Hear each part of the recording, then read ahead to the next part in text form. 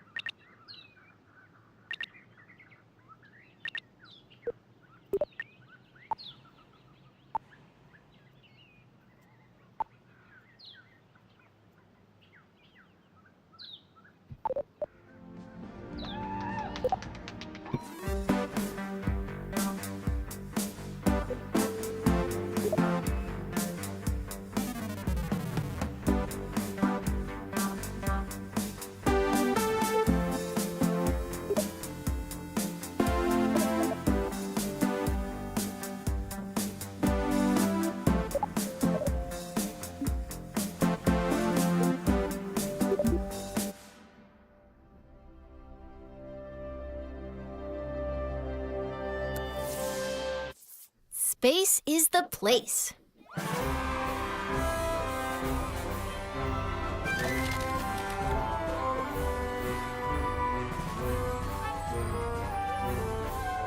So you want to get to space. Have you tried rockets? Rockets use fuel and engines to create thrust, which propels them forward. When a fuel tank is empty, it is dropped to stay as lightweight as possible, allowing the rocket to go even faster. These tanks, as well as other expendable parts of a rocket, are called stages. Different stages do different things. Often the first stage is very powerful, with just enough fuel to get the vehicle through the atmosphere. The second stage usually has a low-thrust engine that, while not as powerful, is more fuel efficient. After dropping the heavier first stage and leaving the atmosphere, the second stage engine pushes the much lighter second stage to orbital speed.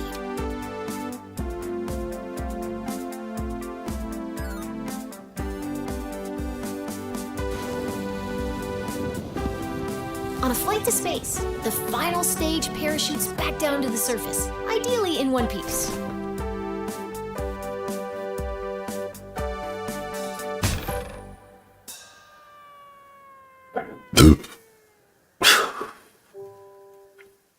Hope you had a parachute. Holy crap.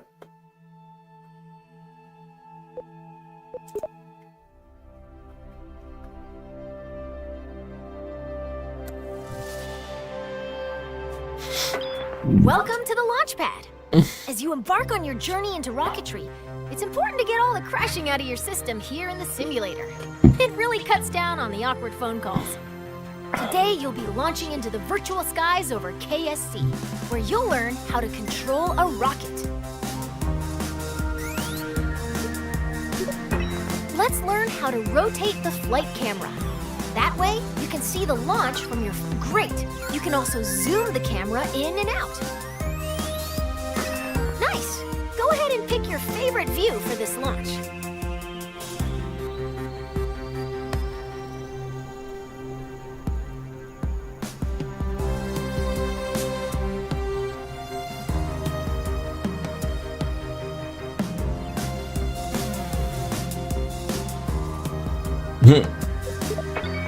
Your rocket is ready for launch. Every good launch starts with a big green button and lots of fire. Most bad launches do too, actually.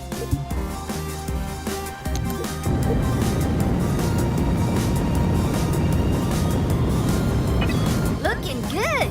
Ascend to 1,000 meters, and then we'll learn some controls.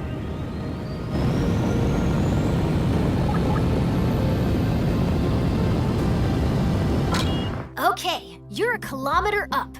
You can still crash, but you'll have more time to correct your course if you start pointing at the ground. Let's learn some rocket controls. When flying a rocket or a plane, we have specific terms for moving. Pitch tilts your rocket's nose up and down.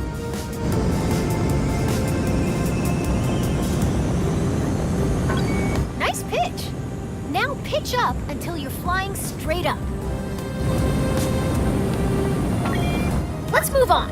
Yaw steers your rocket left and right. Try it now. Now yaw to the left, straighten up. Excellent. Now for the final control. Roll rotates your rocket clockwise and counterclockwise. Try it now. That's the basics of rocket flight. Feel free to experiment with the controls. We can move on when you're ready.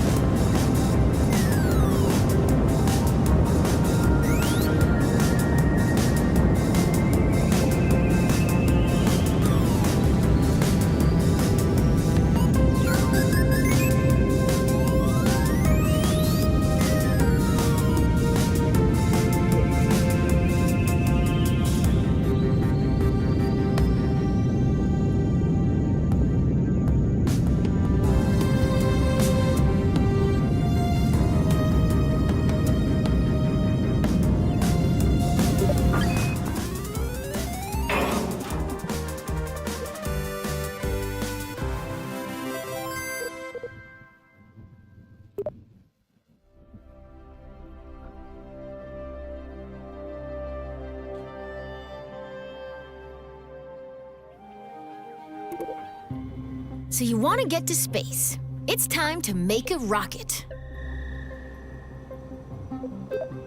A simple rocket requires 4 crucial components: a command module, fuel tank, engine, and parachute. Let's start by learning how to add a command module. A command module allows us to control our vessel. As long as there is at least one command module on board, our rocket will be operational. This rocket will use a command pod, which can be manned by a Kerbal and is located in the pods category. Or multiple Kerbals. It all depends on the crew capacity of the part.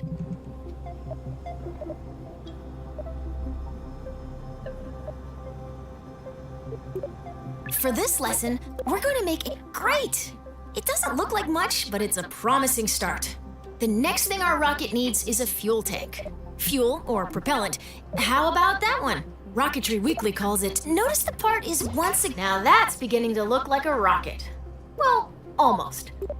To break free of Kerbin's soupy app, now let's add the sustainer engine to the fuel tank. Excellent! Our rocket is looking... Our one Kerbal rock... Now all we need to do... Congratulations! You've just built a rocket. Are you sure you haven't done this before?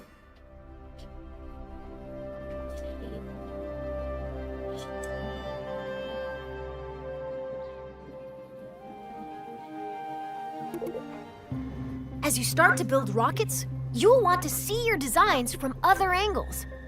Let's learn how to manipulate the camera inside the vehicle assembly building.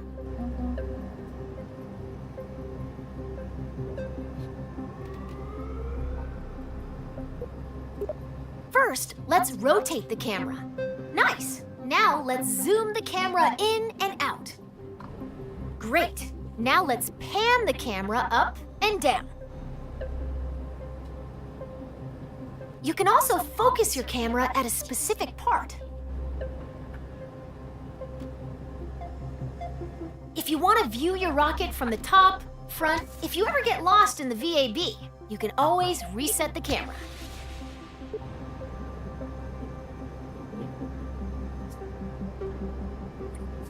Nice! Now you can get at those hard-to-reach parts of your rocket.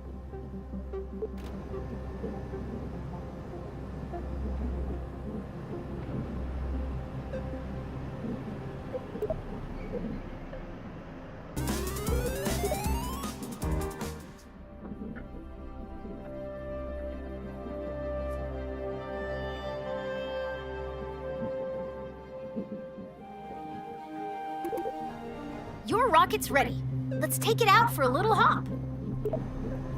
Let's move this rocket to a launch pad.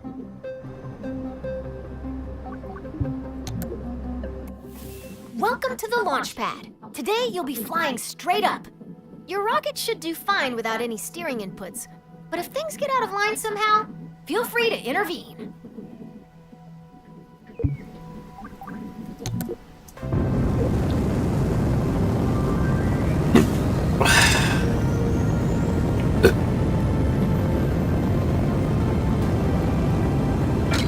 You've cleared the launch tower and your flight is underway. Let's learn about staging. Rockets are constructed in sections called stages. Each stage is designed for a different part of a mission.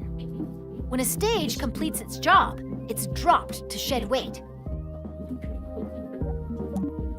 On your right, you'll find the staging stack. It displays all of the functions contained in each stage. Every time you select the Go button, you'll activate a new stage, starting from the bottom of the stack.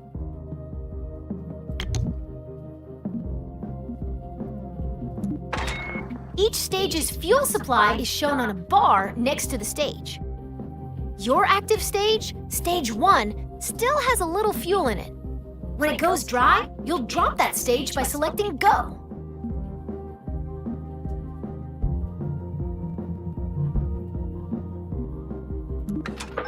Your rocket needs all its parts. Please try again.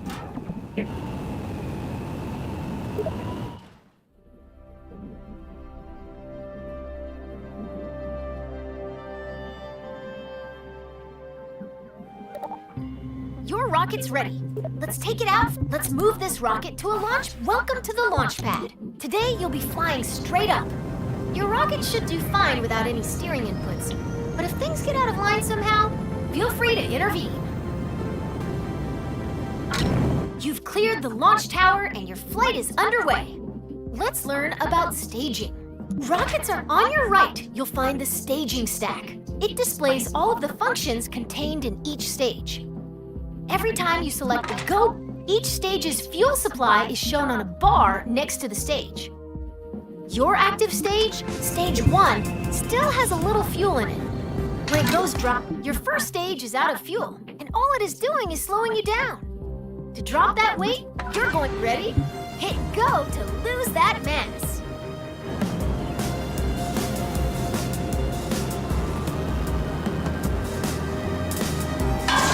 Congratulations! You're nearly to space, and your next set of fuel tanks are empty. Now is a good time to drop them. Your capsule will now continue coasting up. All that's left to do is gaze back down at Kerbin and wonder if you remembered to lock your car. Nice work!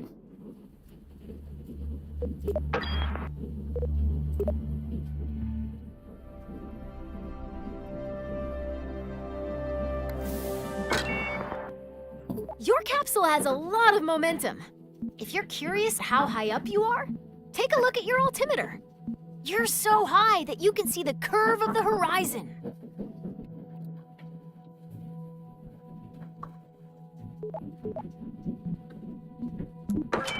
Rocketry involves a lot of waiting between the cool explosions.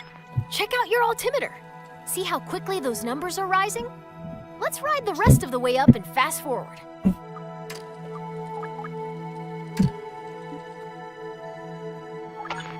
you're about to start falling back down. That's great job. You're now a master of time. Try not to use this new power for evil.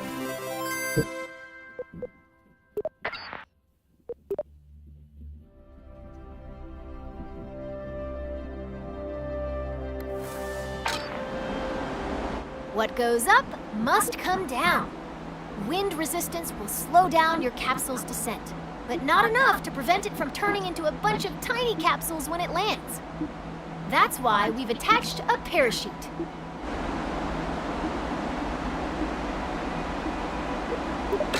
If you deploy your parachute too early, it'll be torn off. If you deploy it too late, you'll do some unplanned underground exploration.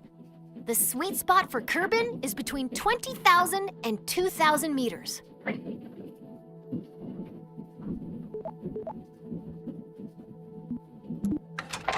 Okay, you're low enough to activate the final stage that contains your parachute.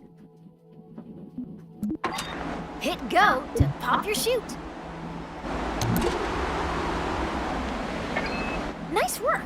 The parachute will trail your capsule for a bit without fully opening. Once you've slowed down enough, it'll open all the way by itself.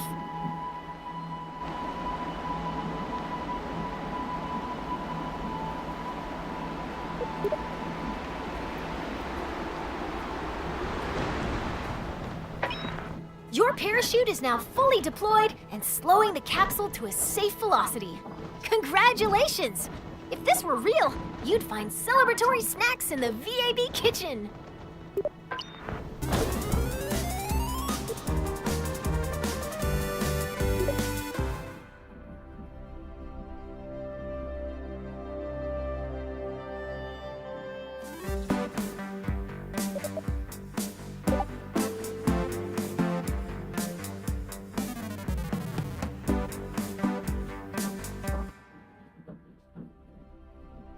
They actually put a lot of thought into this, because the other one you had to read everything and then like.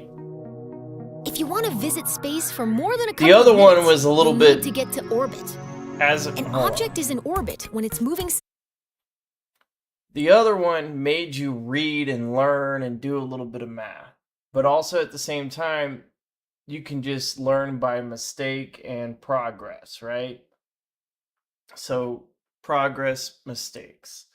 And once you've met that tier of going from progress to mistake to continuous progress, a lot of it was just have fun and go with it. This is actually just showing you right out, go, go, go, go, go, go. And I kind of like that, for especially for people who are just now getting into it. If they just got into Kerbal Space 2, Kerbal Space 1 has a lot to offer. I mean, there's still people who freaking do a lot, but I'm glad I got this right now, and I'm pushing to see what's going to happen on this. Here we go. Sideways so quickly that even as gravity causes it to fall, it keeps missing the ground. As long as that object isn't slowed down by anything, it follows the same path every time it goes around the body it's orbiting. Forever. If that object is a Kerbal, it is recommended that they bring lots of snacks. So since your goal is to move horizontally at a high speed, why not launch sideways? On Kerbin, the atmosphere is like a thick soup. You waste a lot of fuel trying to fly through it horizontally. By launching vertically, you cut through the thickest part of the atmosphere as quick as possible. Most orbital rockets begin tilting toward the horizon soon after they leave the launch pad. This maneuver, called a gravity turn, uses the planet's gravity to turn the ship and reduces the amount of fuel needed to achieve a stable orbit. When launching near the equator, your gravity turns should point toward the east, since your vehicle gets a free boost from the planet's rotation. Thanks, planet! Once a vehicle is moving quickly enough that its arc will take it above the atmosphere, it shuts down its engines and coasts to space. Once it nears the top of that arc, the vehicle needs to fire its engines a second time to keep itself from falling back down to the planet. Doing this turns that arc into a nice big circle. Congratulations! You've missed the ground.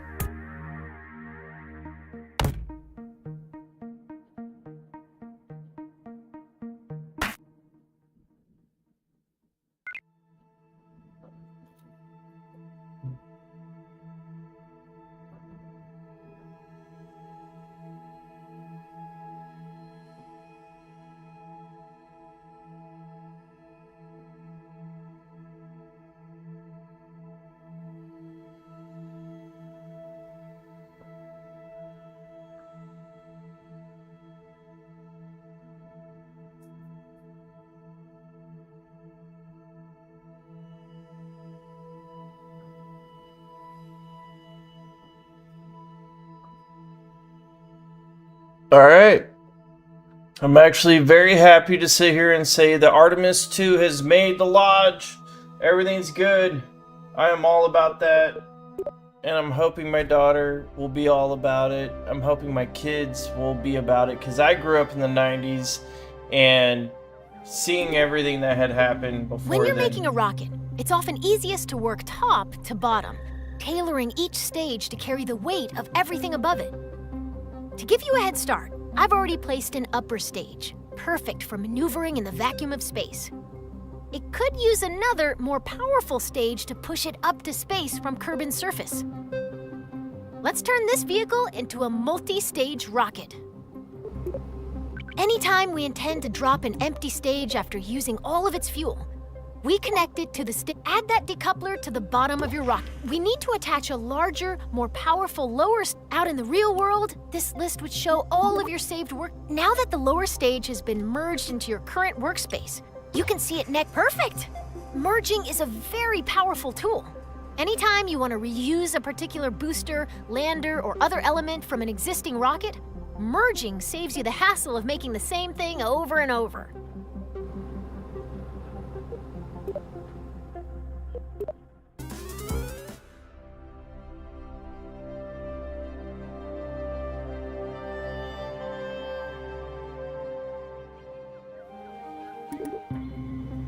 Space rockets sometimes need an extra boost.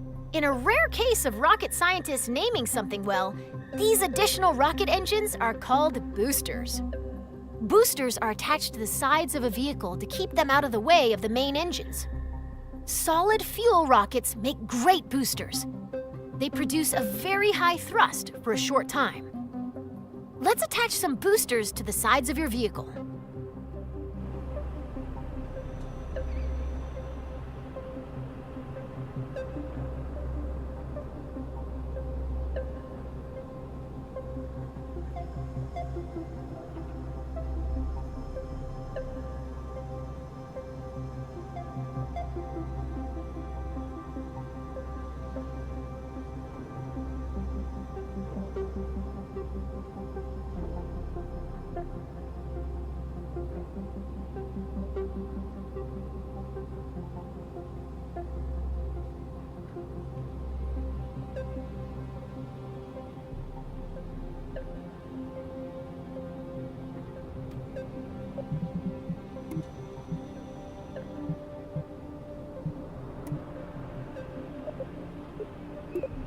We'll start by attaching 4 radial decouplers that will eject the spent boosters when they're empty.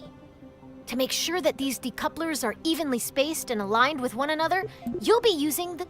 Great! Now when you place a part on one side of your rocket, 3 more evenly spaced duplicates will appear around the rocket. Go ahead and add 4 radial decouplers.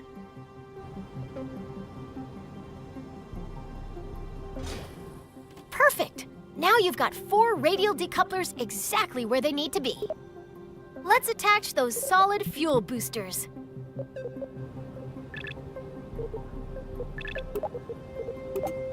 Since you're still in 4x symmetry mode, simply attach this booster to one of the decouplers you just placed. That will attach. Great job! You've finished your orbital rocket. You can symmetrically place up to 8 parts at once. A feat that could until now only be achieved by certain sea creatures.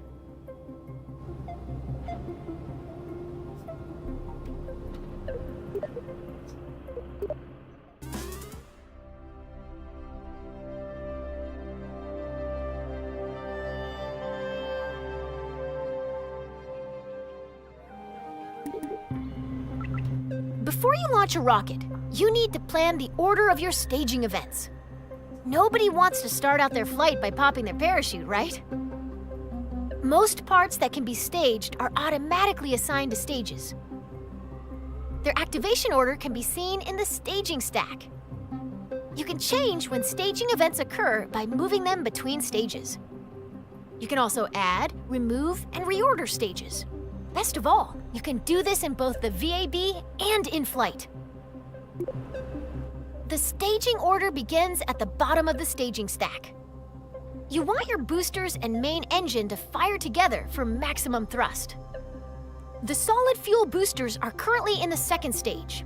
If we don't change anything, the boosters will ignite late and detach themselves at the same time. This would be embarrassing for everybody, so let's move the boosters down to stage 1.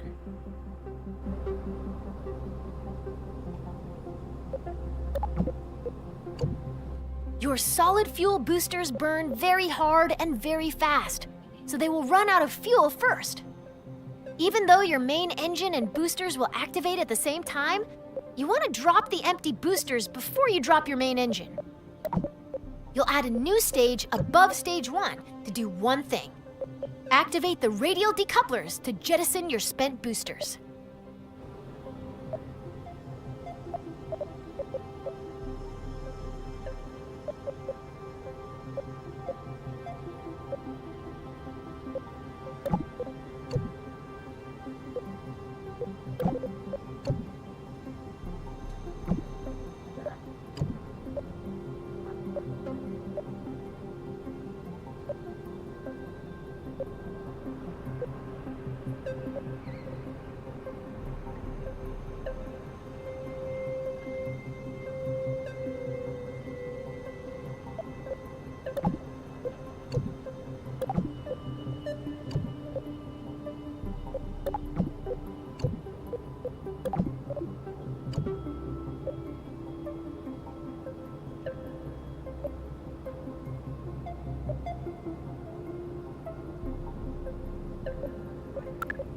Now move all 4 radial decouplers from stage 4 to your...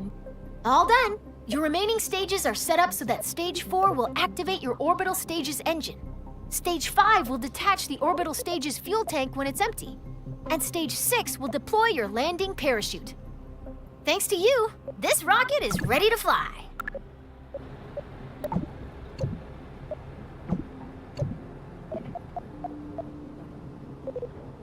Alright. Boom, boom, destage, fire, destage. Okay.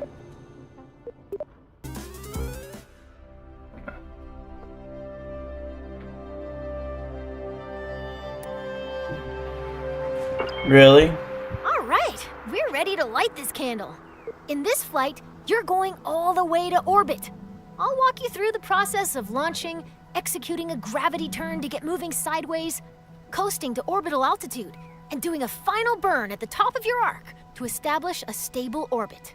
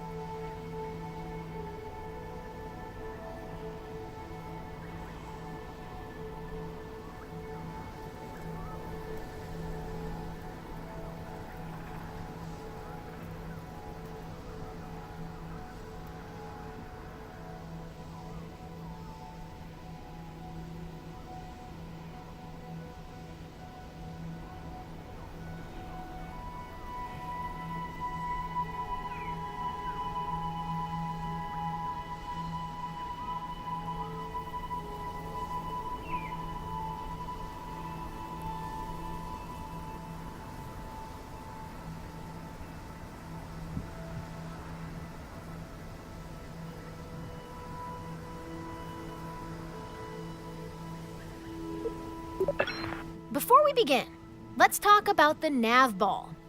The nav ball shows your vehicle's orientation relative to the horizon. The blue half of the ball represents the sky, and the brown half represents the ground. The level indicator at the center shows your vehicle's orientation. When you turn, the ball turns. When you roll, the ball rolls. Assuming you want your rocket pointed at the sky, you'll want to see lots of blue on the nav ball. If you get confused, remember this rhyme. If the nav ball's brown, you're going down.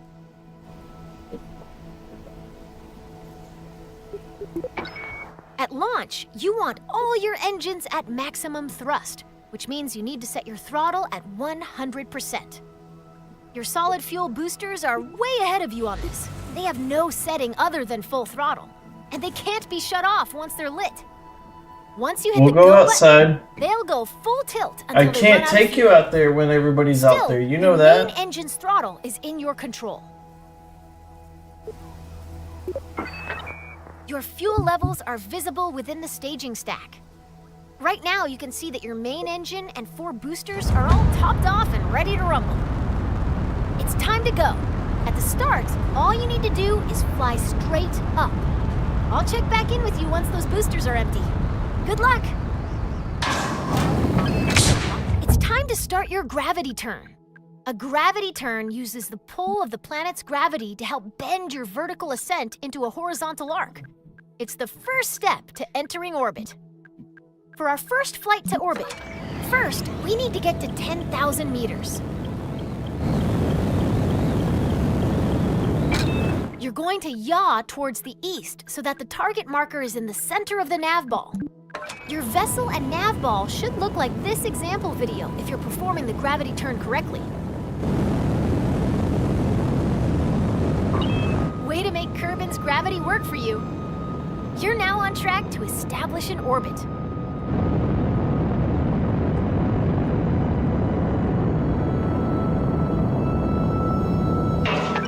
Your current stage's fuel is empty. Let's drop it. Great job. Your rocket is on its way to orbit. As you gain experience, you can make your gravity turns more efficient by starting to tilt your rocket soon after liftoff.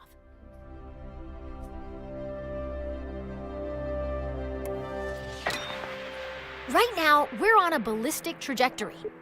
If no further adjustments are made, your rocket will eventually fall back down to the ground. Our objective is to turn this arc into an orbit. The process of turning your trajectory into a circular orbit is called circularization. Partial credit to the rocket people on that one. It does have the word circle in it, but it's really hard to say.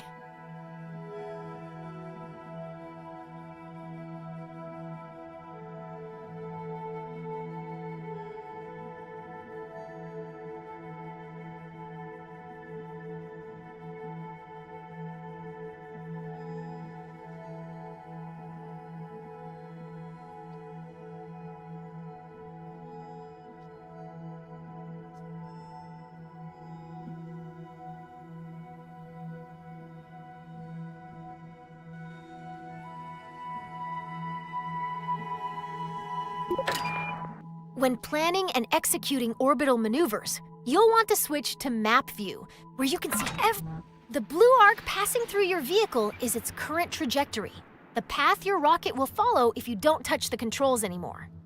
Our goal is to make that arc into a circular orbit.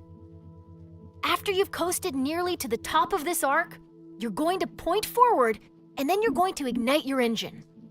If you time this burn right, you'll never quite get to the top of the arc, as it'll keep widening in front of you until it wraps all the way around the planet. Let's break that down a little more. The top of your arc has a helpful tag in map view. It's called the apoapsis, abbreviated as AP. You're going to max out your throttle before you pass this point. We're paused at just before the apoapsis. We want to go faster in the direction we're already moving, so we need to make sure our rocket is pointed forward. There's a handy marker on your nav ball called the prograde marker. You're all lined up and ready to go. The next step is to go max throttle. It can take time for your arc to fully expand into an orbit. If you look closely at where your trajectory meets the ground, you'll see it moving toward the horizon.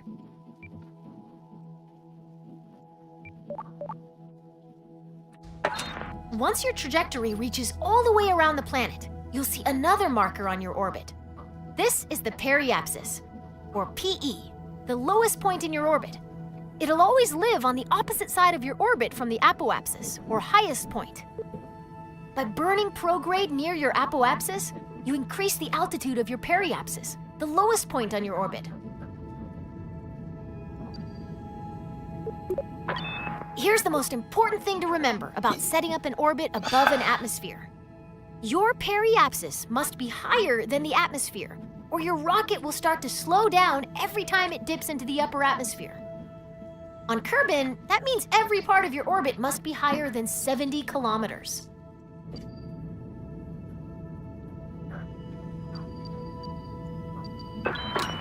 Okay, your orbit is fully out of the atmosphere. Cut the throttle. You did it! You're in orbit! This is when I'd usually tell you to look under your seat in the simulator, where you'd find a delicious celebratory treat. Sadly, since the vending machine in the astrodynamics lab broke down, it has gotten very difficult to hide snacks anywhere at KSC. Feel free to take a moment to admire your first orbit. In a way, you've given yourself a mind snack, which is way better than the edible kind anyway, right?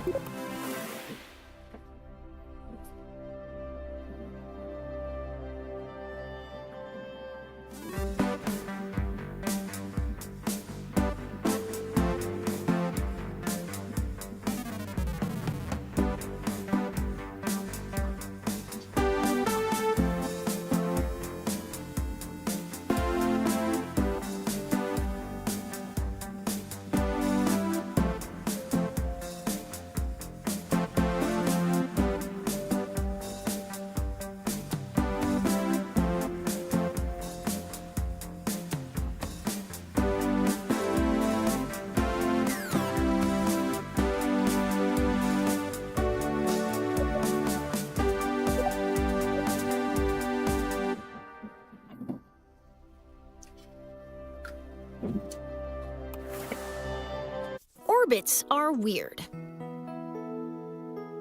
Remember your orbiting baseball? What if you wanted...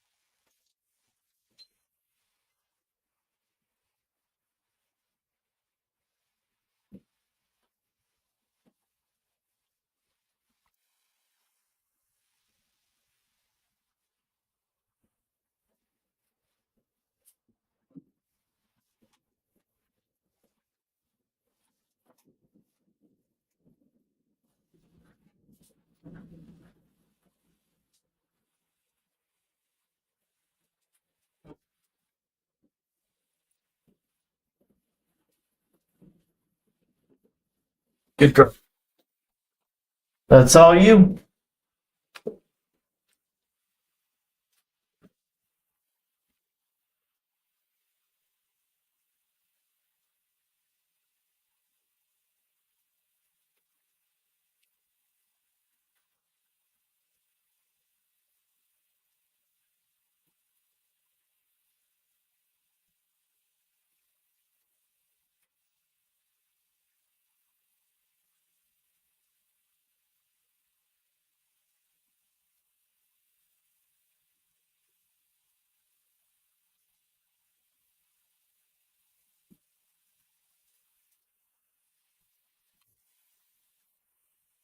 to make its orbit higher?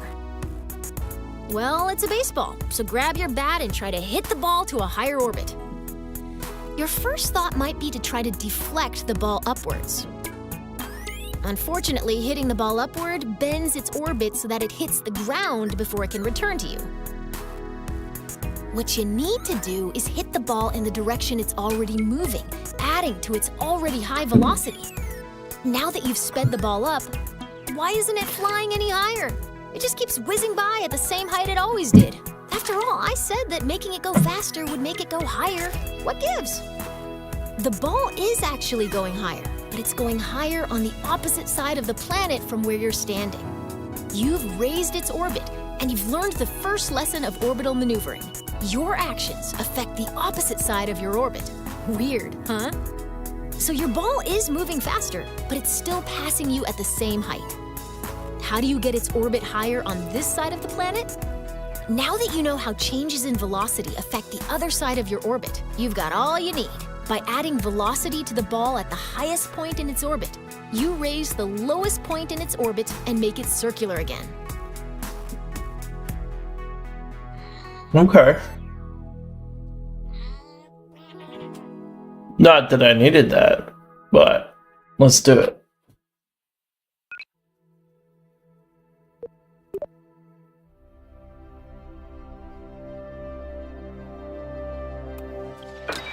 An equatorial orbit is good, but if you want to travel beyond Kerbin, you'll need to manipulate your orbit.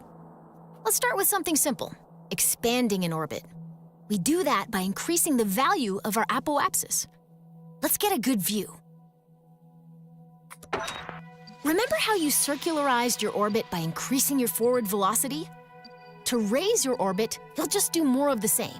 It's time to burn prograde. Now that we're pointed the right way, we can increase the throttle and watch our orbit expand.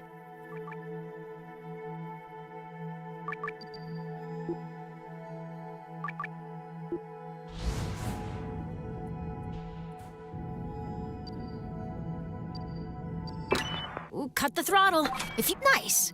That maneuver raised our orbit on the other side of Kerbin, so we will enter high orbit there. Waiting to reach a specific point can be as eventful as watching the neon stripes on your rover dry. The paint job will be worth it, but isn't it better to rush to the end? Skip ahead to the good stuff using a time warp.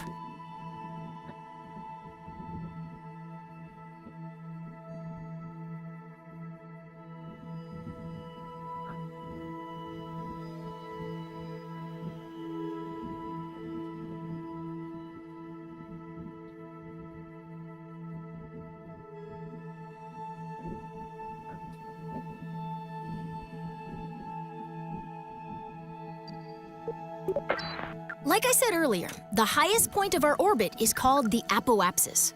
The lowest point of our orbit is known as the periapsis. By default, your camera is focused on your vessel, so if you can't see either of these points, adjust your camera.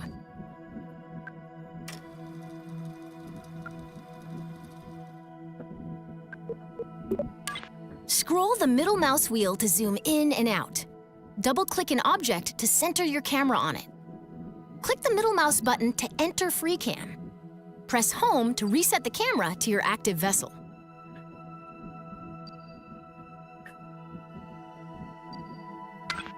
Excellent! You can time warp to any position on your trajectory by selecting a point on your vehicle's current path, and then selecting Time Warp to Point. Now you're way up in the sky, so high that if you circularize your orbit now, you'll be in high orbit. Wow! Kerbal Space Center looks so small from here.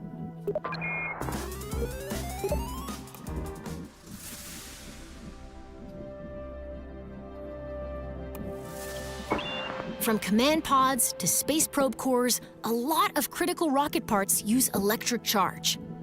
You'll want to design your rocket so it can generate and store EC.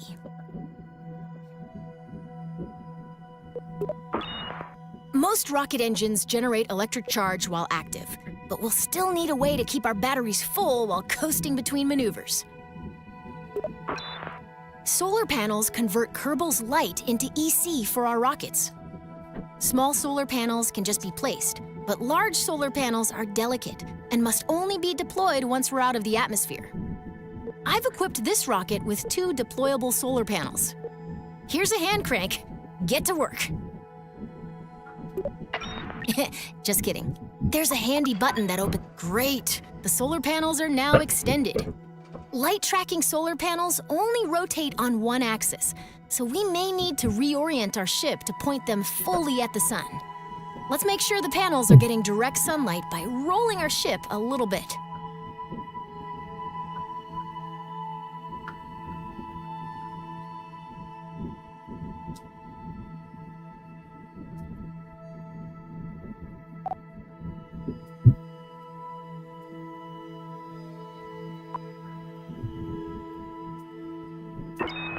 Excellent. The solar panels are soaking up all of those sweet photons and giving our rocket some much-needed EC. You can see the status of any solar panel within the Part Manager in the Electrical Parts menu. You can either access the app directly by clicking the app button, or you can right-click a part to directly access it in the Part Manager. Getting EC is one thing, and storing it is another. Most command pods have a small battery, but many missions will call for additional EC storage. When we're traveling far from the sun or going to the dark side of a planet, more batteries means more peace of mind.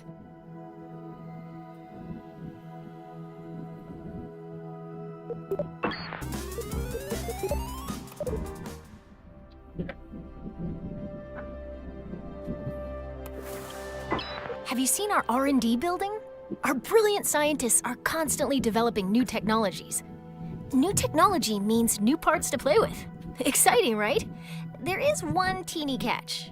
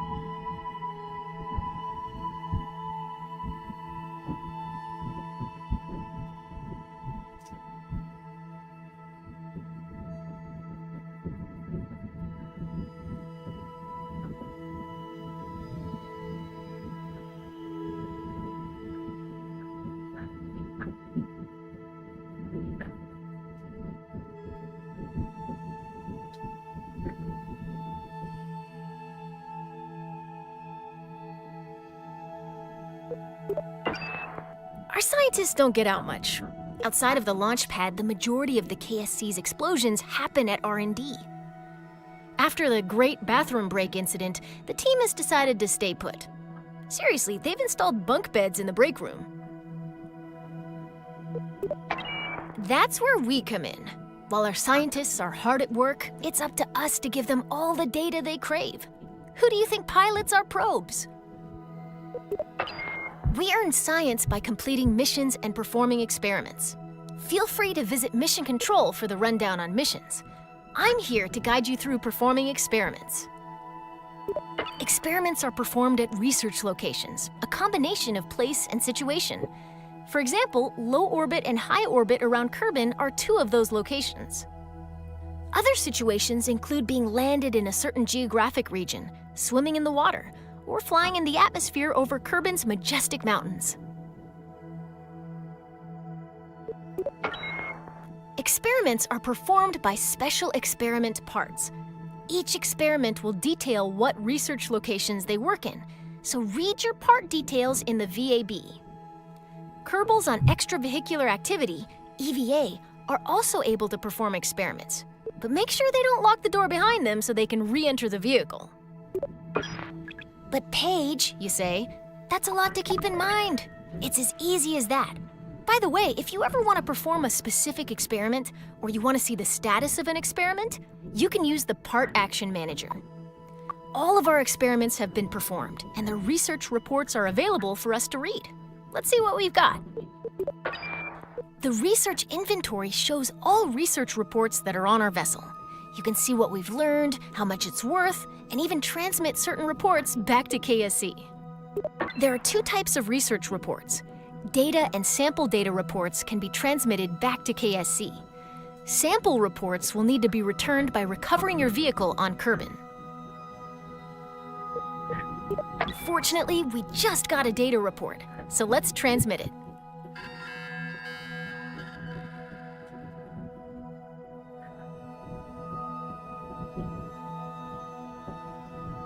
Transmitting requires both electric charge, EC, and an antenna to communicate back to KSC. If you're ever planning a one-way mission for science, make sure you have both.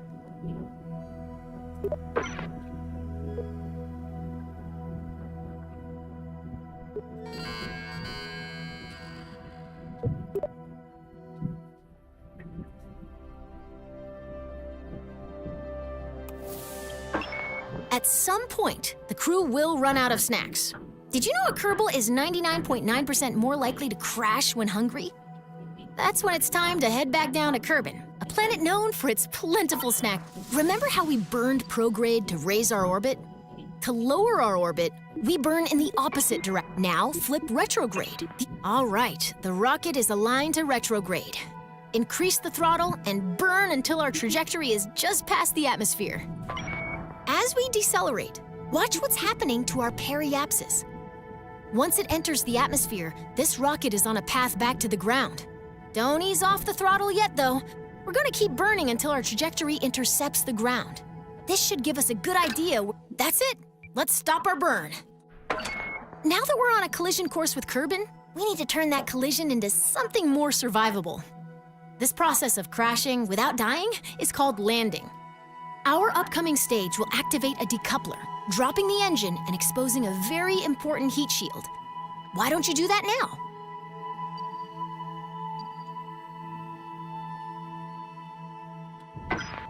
Great! We're on our way down and our heat shield is exposed. Have you ever wondered what a marshmallow feels like when it catches on fire? You're about to find out!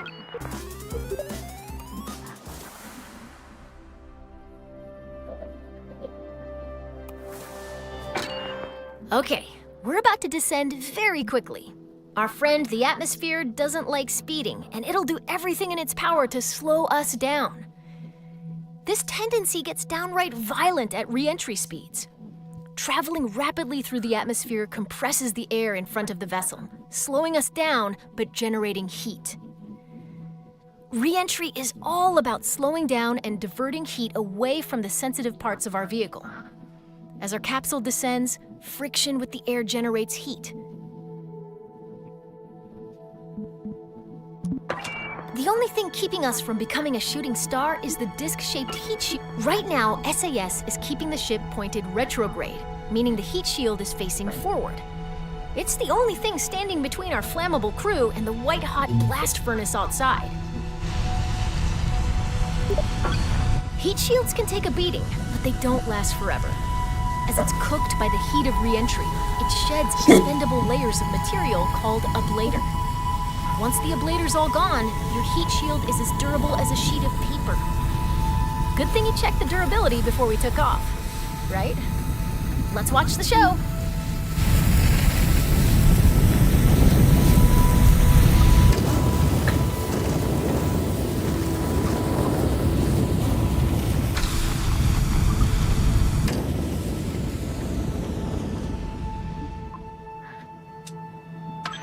Whew, that was intense. I'd sweat if I had any pores. Now our velocity is low enough to safely deploy the parachute. Go ahead. Let's savor this moment and make sure that our parachute fully deploys. If you want, you can use Time Warp to savor it quickly.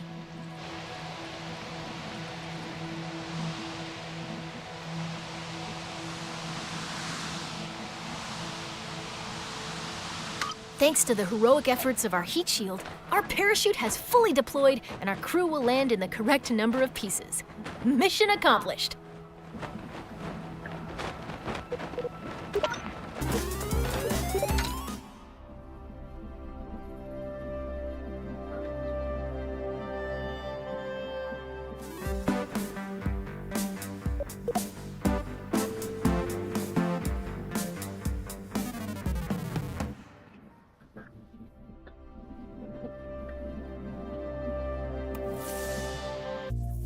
orbital transfers.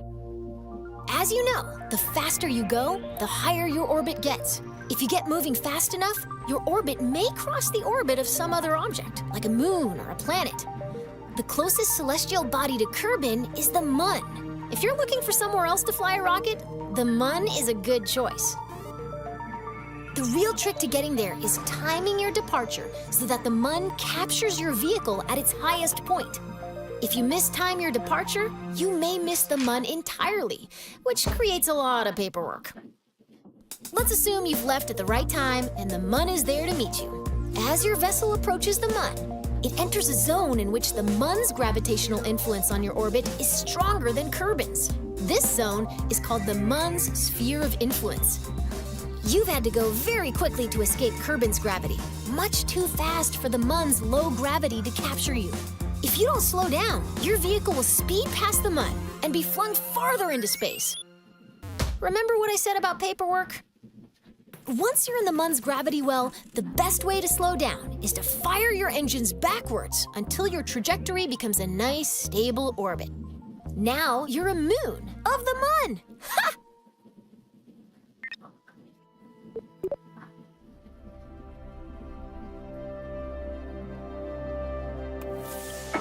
Our rocket is in orbit over Kerbin and ready to fly. The mission today is to, drumroll please, intercept and orbit the Mun. To be captured by the Mun's gravity, our vessel must cross into the Mun's sphere of influence, or SOI, the zone in which its gravity is stronger than any other celestial body around it.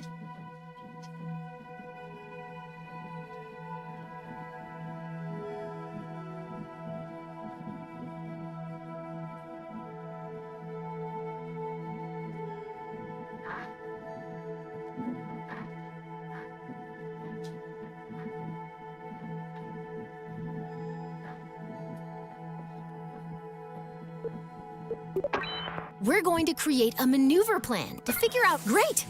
Now here's a new trick. We can select any object as a target in map view.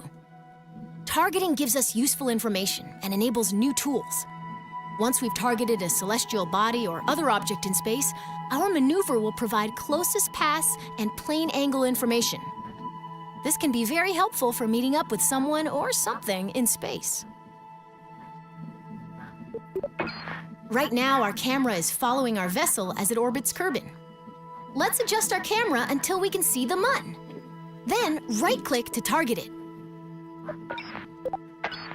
We want to place this maneuver plan with two things in mind. First, the Mun is in motion. We can't aim our spacecraft where the Mun is right now. Instead, we have to aim where the Mun will be after our vehicle has coasted all the way from Kerbin. Second, remember how increasing velocity raises the opposite side of our orbit? Since we're placing this maneuver plan where we intend to start our burn, we should place it on the opposite side of Kerbin from where we intend to intercept the Mun.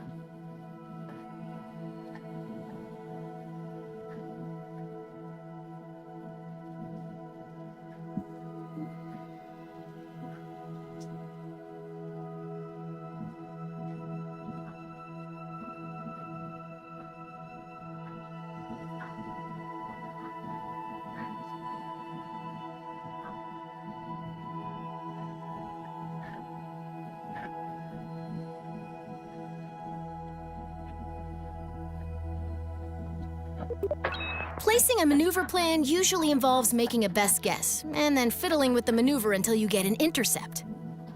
Fortunately, you've got a crack navigator with you today. By my calculations, we'll want to put our maneuver here. Excellent! We've just created a maneuver plan. While we could find out if our departure timing is correct by just picking a direction and maxing the throttle, a maneuver plan tells us in advance how much delta V we'll need, how long we'll need to burn, and in what direction our vessel will need to point during the maneuver.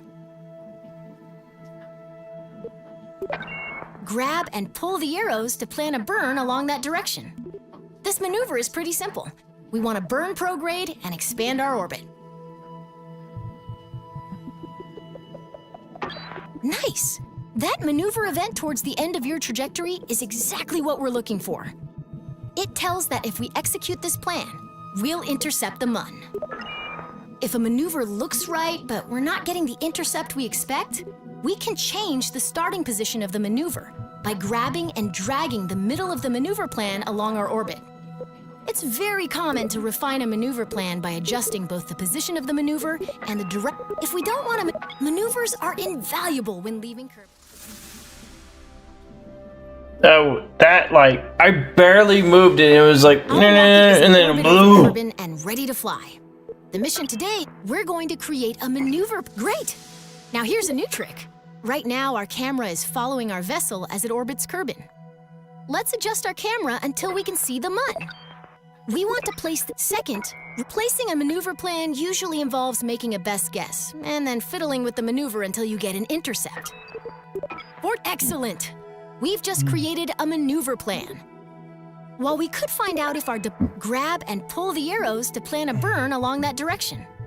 This maneuver is pretty simple. We want to burn prograde and expand our orbit.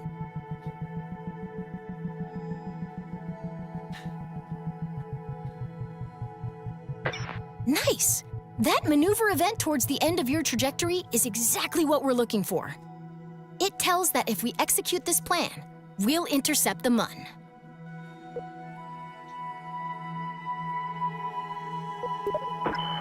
If a maneuver looks right, but we're not getting the intercept we expect, we can change the starting position of the maneuver by grabbing and dragging the middle of the maneuver plan along our orbit.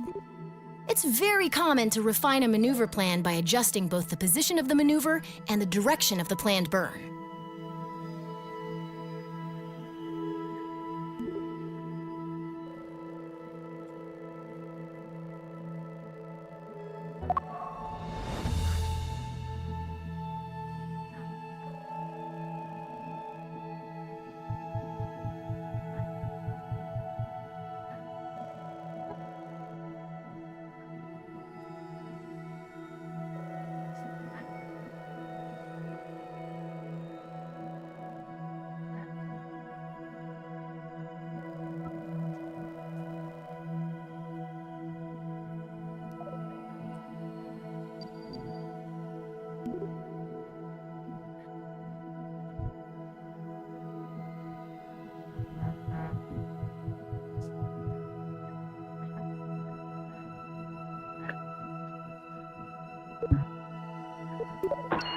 If we don't want to maneuver at all, we can delete the plan, either by right-clicking the gizmo and selecting delete, or through the burn timer.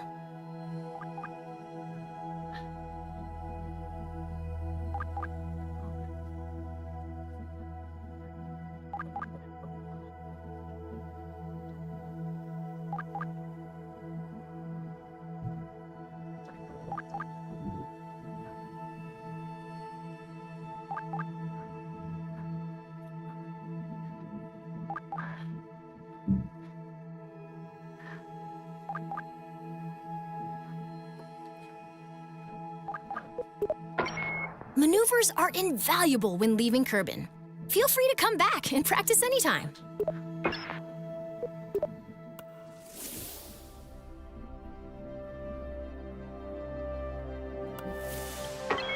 We've got a maneuver plan that intercepts the Mun. Now we just need to execute that maneuver and fly to the Mun ourselves. Whenever we have a maneuver plan, a burn timer will appear. The timer shows you how much time is left until we need to execute the maneuver. I've paused the simulation for a moment, so this number won't count down quite yet. The timer also tells us how long we'll need to burn our engines at 100% throttle in order to complete the maneuver. Now let's take a look at the nav ball. A new marker has... Now your vehicle is properly oriented. And through the magic of SAS and more math than I'd like to admit, our vessel is properly oriented. We're still far... While we could rely on our reflexes to time warp at departure burn, here we come.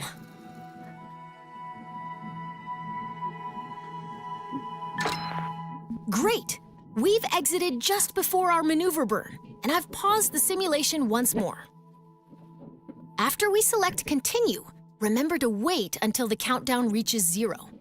Then we'll go full throttle until our burn timer reaches 0. Then cut the throttle quickly to avoid overshooting our target. Okay, get ready to hit the throttle.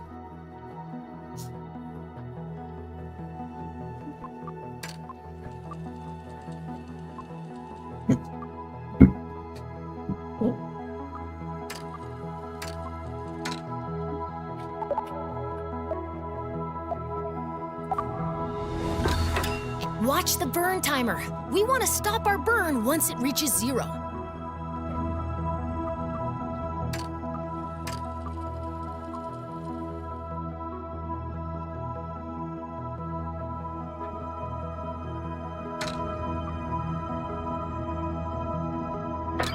Everything's looking great. Cut the throttle. Great work! You've successfully executed a maneuver, and now we're on our way to the Mun.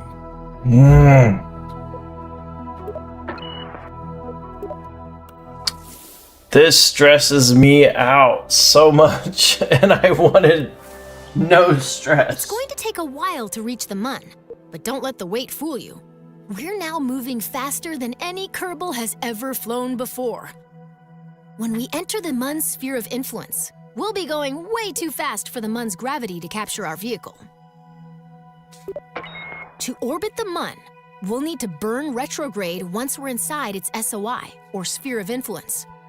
This will slow us down enough to keep us from being whipped into interplanetary space. Let's start by time warping until we're within the Mun's sphere of influence. Farewell, Kerbin! We'll miss you!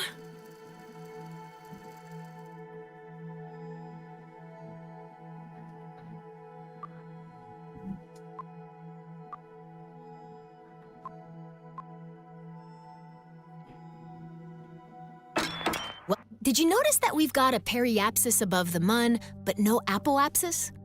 That's because we're going too fast to complete an orbit before sailing past the Mun. Don't worry, we have time to adjust. Our objective is to slow down enough so that both apoapsis and periapsis are within the Mun's sphere of influence. Remember the rule of orbital opposites. Because we want to lower your apoapsis, we'll need to place our maneuver plan at the periapsis. Let's get started. In order to reduce our apoapsis, we need to slow down by burning backwards, or retrograde. This is a little like deorbiting over Kerbin, but we're going to stop burning before our trajectory meets Mun dust.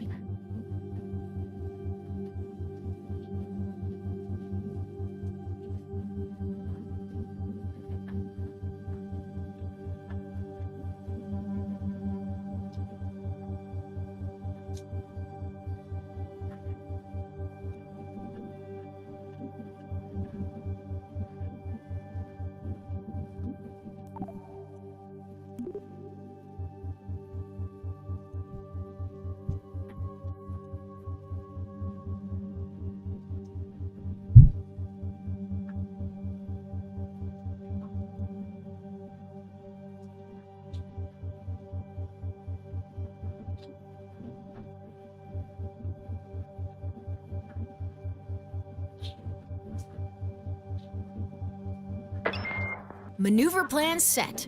Next up, let's make sure we're pointed where we need to be. If the maneuver is right, and we're pointed in the right direction, and we're on our way.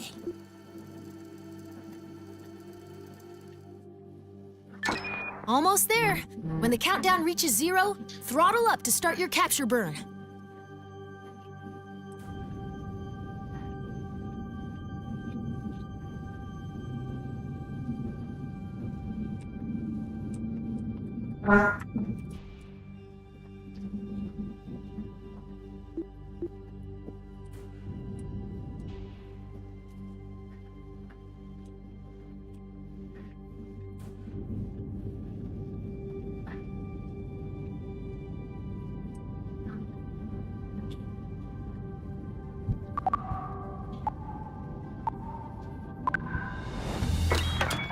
Shut the engines now. Fantastic. That was some fancy flying. Looks to me like you're about ready to try this for real.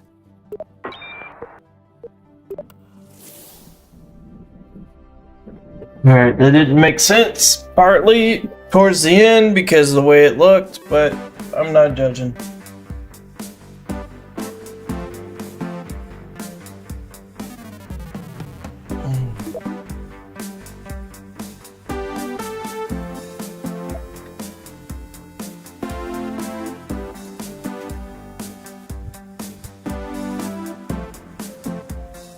That's it.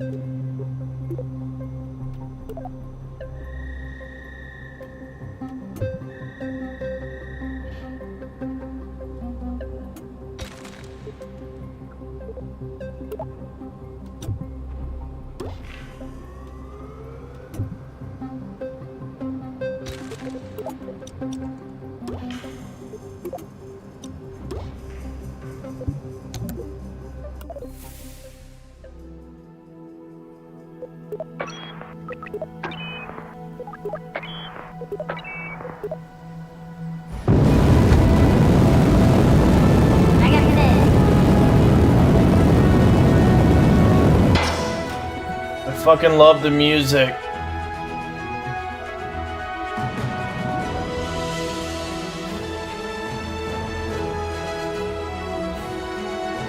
Come on, we're almost there. Almost there. Almost. Almost. Come on, we're almost there.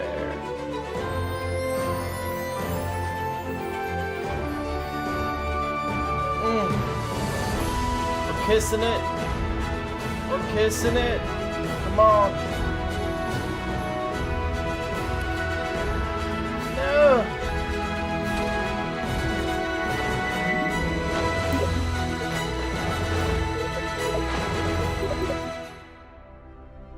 Alright, we need to do a couple different things. So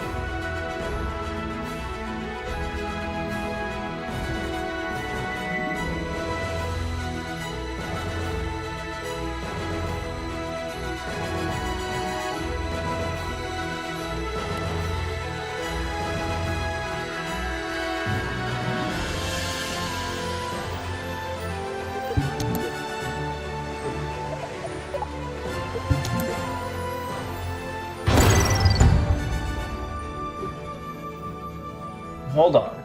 Hold on. Let me go pee.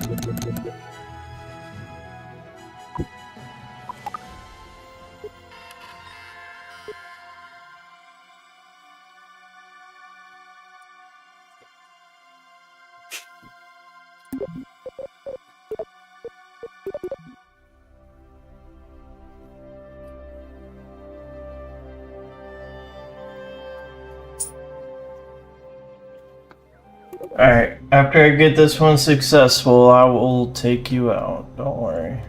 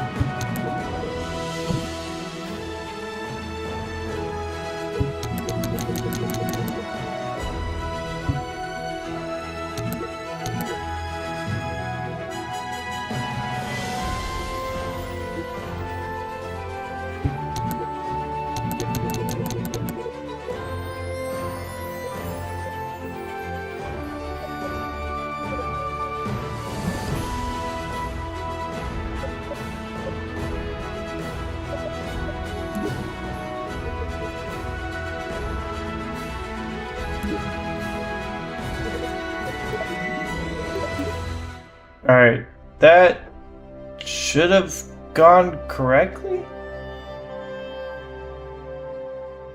Like, then if that didn't go correctly, everything else should have gone correctly. So delete. Alright.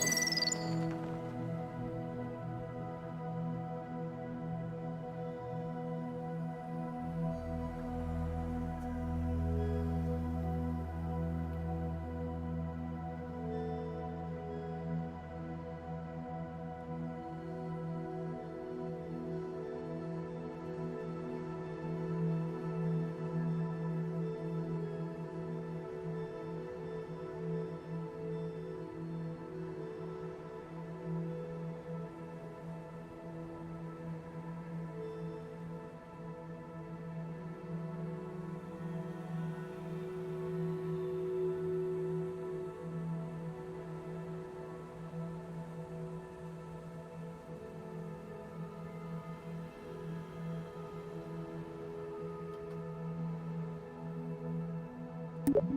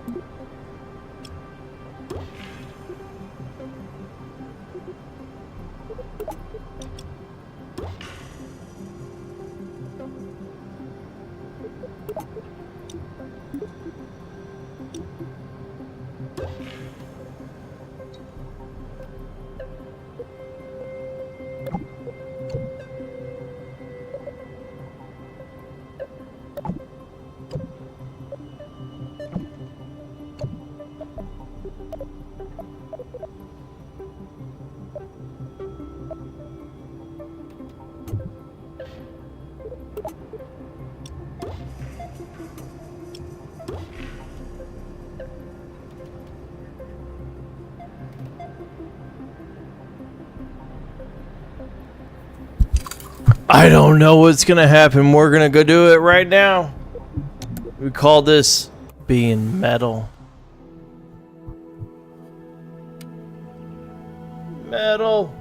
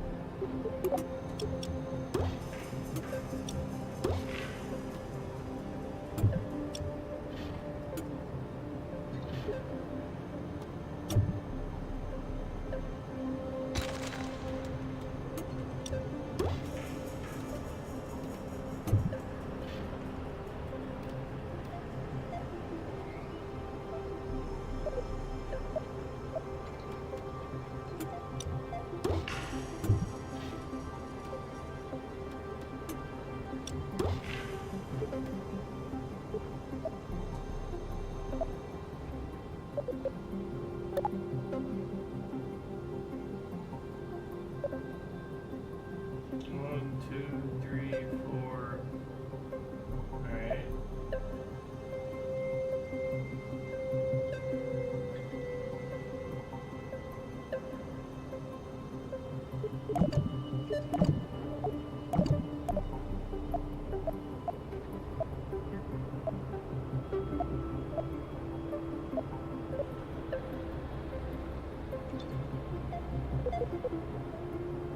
Wait, what?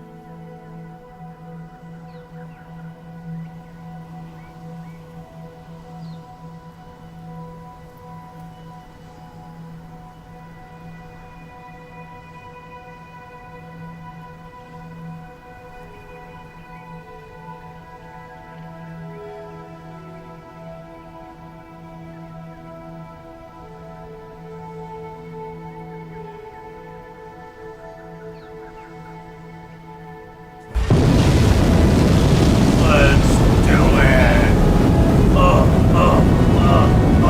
Yeah!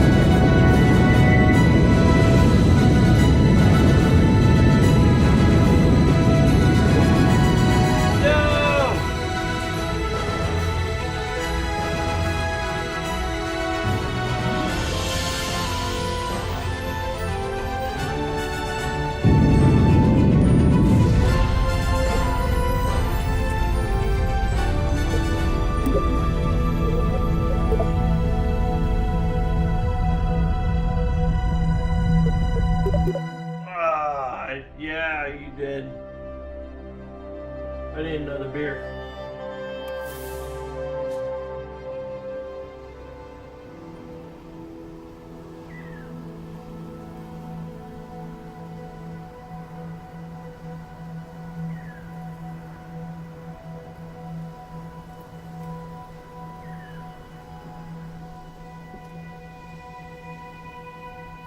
Shit, hold on.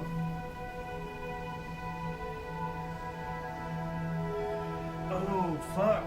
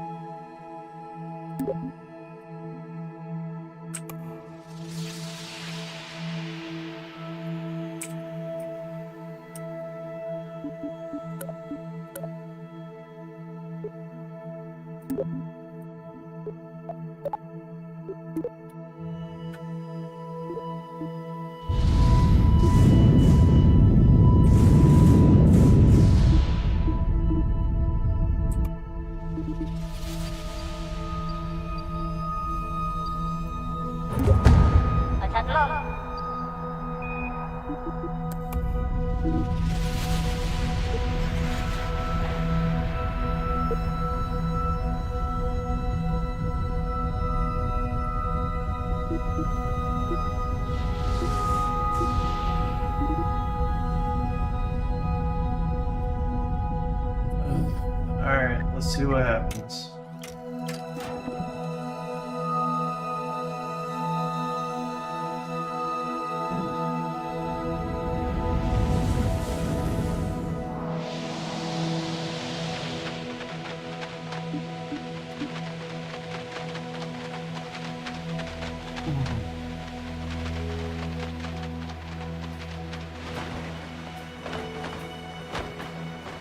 Fuck yeah.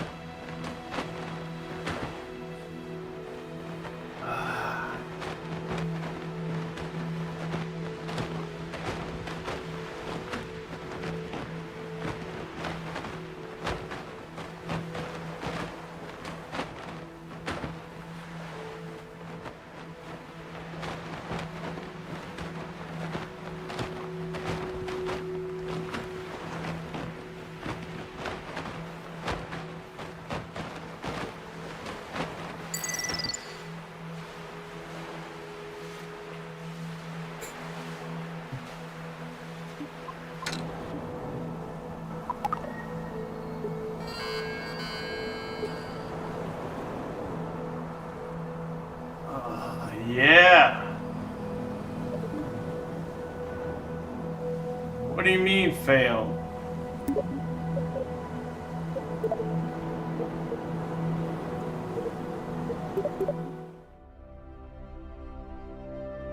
Motherfucker, I'm going to the moon tonight. No one's fucking with me about this.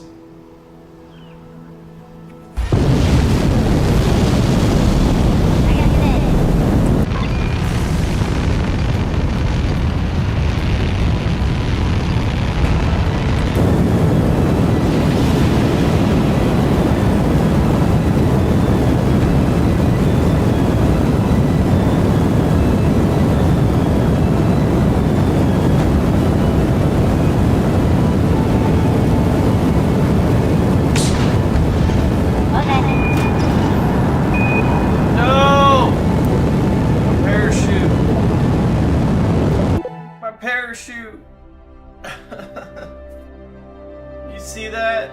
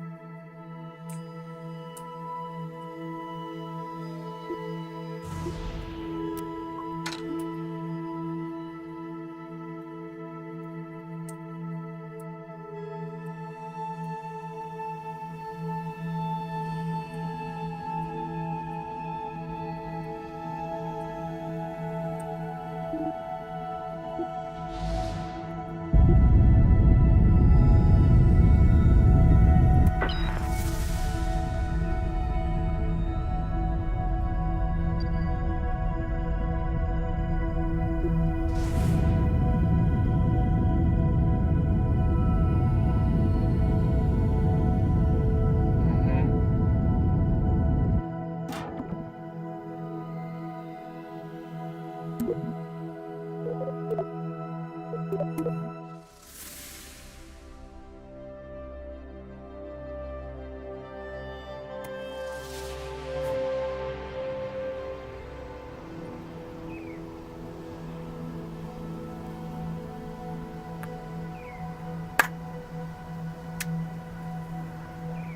right.